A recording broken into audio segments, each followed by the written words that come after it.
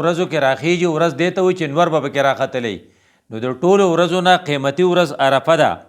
او بیا فرمایي ما من یوم اکثر من ان یعتق الله فیها عبد من النار الله په دې کې بندگان د اور نه چې خلاصوي نو په یو ورځ دومره ډېر نه خلاصوي څومره چې په دې ورځ خلاصوي نو زمونږ اراده کوو چې انشاءالله د آینده جمعې په ورځ به هم روژه نیسو او به الله ته زاري کوو چې د عرفې ورځ زمونږ نه مس نشي او دریم نمبر کار چې مونږ ته علماو ښولی دی القیام بالفرائض علی وجهها چې کوم فرض منځونه دي چې هغه په ټیم وکړو که فرض زکات زمونږ په ذمه چې په ټیم ورکو او که مونږ ته څه فرایض یعنې روژې موجې قرض پاتې شوي چا وکړو الله په خپل کلام کې ویلو حافظو علی الصلوات چې پنځه منځونه به ټیک ټیک حفاظت به یې کوئ نو حفاظت دا دی فی وقتها و خشوعها نو مونځ به هم په وخت باندې کوو د تکبیر الله سره به کوو دا اووه ورځې زموږ پاتې دي چې په دې کې زموږ نه یو مونځ هم بغیر تکبیر الله نه د نارینهو نه پاتې نشي او زنانه خپل مونځ د پخلي د وجې نه یا د میلمنو د وجې نه د وخت نه بې وخته نه کي دا دریم کار دی څلورم نمبر کار چې په دې کې موږ له کول پکار دی قراءة القرآن بختم و تدبر د قرآن تلاوت په خامخا کو موږ له ترجمه راځي نو بیا پسې تفاسیر ګورو نو زمونږ د زندګۍ یا د ورځې څه نه حصه به څه نه څه حصه به په قرآن مشتملی او بل کار چې موږ ته هوښیارو خلقو ښولی والصدقة والاحسان څه د خپلې رشته دارو سره د خپلو ګاونډیانو سره د خپلو نوکرانو سره او د خپلو دوستانو سره د صدقې اهتمام وکړه هغې له څه هدیه او صدقه ورکړه بقدر استطاعتک چې څومره ستا وس کېږي ان دنوں کو صدقہ باقی دنوں سے افضل ہے نو په دې ورځ کې خیرات ورکول د ورځې څه نه څه شی خیراتي ورکول شپږم نمبر کار چې ما تعالی په دې کې پکار دی الدعا والتضرع موږ له پکار دی چې ټوله ورځ او ټوله شپه د الله نه دعاګانې غواړو په عاجزۍ سره یې غواړو د مور پلار دپاره دعا کول د فلسطین د مجاهدینو د مظلومینو دپاره دعا کول د کشمیر د عاجزانو دپاره دعا کول د خپلو افواجو د مجاهدینو دپاره دعا کول دا یو بهترینه موقع ده ولې مخصوص لاجابت الدعا دا د دعا د قبلېدو دپاره دا ورځې خاص دي خو بیا څه وي خاصة یوم عرفه بیا د عرفې په ورځ خو به ډېرې دعاګانې قبلیږي نو چې د راتلونکي جمعې ورځ د عرفې زموږ نه مس نشي او موږ په دې کې د الله نه ډېرې دعاګانې وغواړو التوبة النصوح که موږ څه غلطي کړي چې د هغې معافي د الله نه وغواړو ځکه الله موږ ته ویلي وتوبو الی الله جمیعا د الله ته توبه وباسئ توبه دې ته وایي چې یکدم شرمنده شي یکدم نادم شي یکدم هغه ګناه پرېږدې او فورا اراده وکړي چې بیا به یې نه کوم او الله ته وایي چې دا شته راته معاف کړه نور به بیا چېرته نه کوم بل نهم نمبر کار چې دی هغه دا دی چې موږ د اوس نه تیاري شروع کړو چې که خیر د اختر ورځ به راځي او که خیر په دې میاشت کې چې کوم ناشنا کارونه دي یو پکې دا دی چې د عرفې په ورځ به موږ تکبیرونه وایو دا به تقریبا 15 ورځې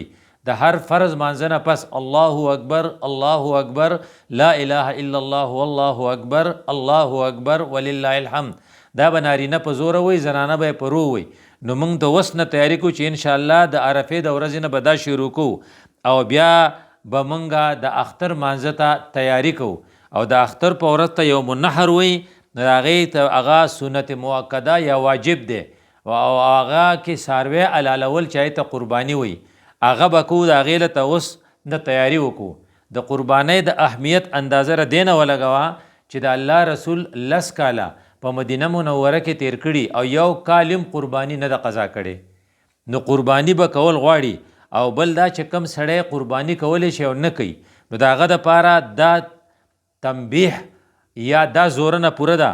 من وجد ساعتا فلم یذبح فلا یقربن مصلانا د چا چې وس کېږي او قرباني کولی شي او نه کوي نو ما ته د ګونه نه راښکاره کوي زموږ جومات ته د منزله نه راځي د دې نه زیاته تنبیح بله نشي کېدی چې د الله رسول وایي چې زما جومات ته به نه راځي او بیا رسول الله وسلم فرمایي ما من عمل ابن آدم یوم نحر احب الی الله من اراقة الدم د 10 تاریخ ان د اختر په ورځ ان شاء الله د راتلونکي خالی په ورځ الله ته به خوږ عمل چې هغه وینه تویولي دا وینه تویول او قرباني کول په دې باندې د دې لیبرلز خلقو دومره جبې راوتې دي چې ته به وایې چې د دې سره د غریب ډېر زیات غم پیدا شو دی به تا ته دا وایي چې څاروي ولې حلالې د دې نه به ګن خورېږي، د دې نه به پیسه ضایع کېږي، او دغه پیسې ته په غریبانانو باندې ولې نه ویشې؟ تا ته غریب اوس در یاد شو. ته چې په سپین کې بل فایټ ان د څاروو جګړه کې، او ته چې په کلي کې چرګان جنګې، او ته چې په اعلی هوټلو کې ډینرز او لنچز کې، او ته چې رنګارنګ ډیشز پخې، او ته چې دغه مهنګه آیفون په جیب کې ساتي 5 لاک روپۍ والی هغې کې، او ته چې په بی ام ډبلیو ګاډیو کې ګرځې، او ته چې د قیمتي ګاډو کې قیمتي تیل سیزې، او ته په معمولی واده باندې بیجا چراغان کې او ټوله شپه میوزیک چلې، او په هغې وخت کې تا ته غریب نه در یادېږي. خو چې کله قرباني څوک کوي نو پتا د الله د رسول دا قرباني یا د ابراهیم علیه السلام دا سنت پتا لګي نه، نو هغې دپاره مختلفې بانې جوړې. حالانکه په KFC کې او په میکډونلډ کې چې ټول کال څاروي حلالېږي او پیسې د بیې پتا غوښه خرڅوي، هره باندې بده نه لګي. خو چې مسلمان قرباني وکي او خپل غوښې خیراتي خلقو ته رسي، نه د باندې بده لګي. حالانکه قرباني در اصل اوس عهد کی تجدید ہے، تا چې د الله سره کوم لوز کړی دی چې ان صلاتي زما مونځ و محیایا زما ژوند و مماتي زما مرګ و نسکي زما قربانۍ خالص تعالی ردي، نو هغې دپاره ته الله ته ښې چې زما مال هم ستا دی، زما جان هم ستا دی، زما وخت هم ستا دی، زما خواهشات هم ستا دي. او په دې ورځ چې زه را څاروی لالوم، دا در دې خبرې اظهار کوم چې زه به ستا په لار کې خپل جذبات الالوم. نو زما ستا ذمواري دا ده چې قرباني به کوو، دا د الله تعالی را کړی شوی مال دی، موږ هغه ته واپس ورکو، د دې په بدل کې موږ له نیکۍ راکوي. حدیث کې راځي چې د قربانۍ ځناور چې ته پې دغه راکاږې چوري راکاږې، د هغې د وینې ځمکې ته د رسېدو نه مخکې الله تعالی ستا ټول ګناهونه معاف کړي. او بیا دا چې دا د قربانۍ څاروی د ښکرو سره، د سوو سره، د ویښتو سره، د سرمنو سره، ټول ستا په نیکۍ کې به هلته کې کېښوده شي. نو انشاءالله قرباني به کوو. نو زمونږ د خبرې خلاصه دا شوه، د الله رسول مونږ ته ویلي وو سمنو زهایاکم، که تاسو د قربانۍ څاروی اخیستی نو هغه سورب کوئ. نو د قربانۍ څاروي له به د نن نه 2 ورځې وروستو چې مونږ کوو، هغې له ښه خوراک او هغې له ښه واښه یا ښې پاڼې هغه ورکوو، ځکه چې د الله رسول ویلي چې څاروی کوي چې مونږ یې څاربه کوو. او بیا به چې قرباني کوو نو او څنګه طریقه به دی چې د لوی اختر مونځ وشي، د هغې نه پس به یې کوو، ځکه چې چا د مانځه نه مخکې وکړه نو دا قرباني نه ده بلکې دا ونډی ده. نو د الله رسول الفاظ به ځان ته یاد ساتو.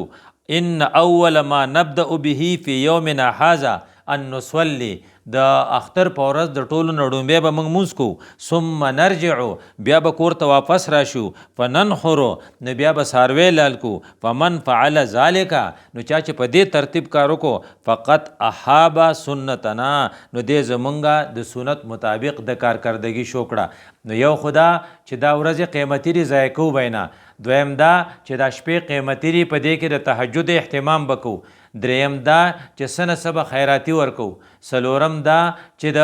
صله رحمۍ اهتمام وکړو ځکه الله په دې ډېر زیات خوشحالیږي، او ورپسې دا چې تیاری وکړو چې انشاءالله قرباني وکړو. او په خپلو دعاګانو کې به د فلسطین مجاهدین، خپل مجاهدین، خپل افواج چې کوم په کشمیر کې او په هغه کې د سیالکوټ په سیکټر باندې هغې د دشمن خلاف جنګیږي، هغې به په خپلو دواګانو کې نه یرو. اقول قولی هذا استغفر الله لي ولکم ولسائر المسلمین.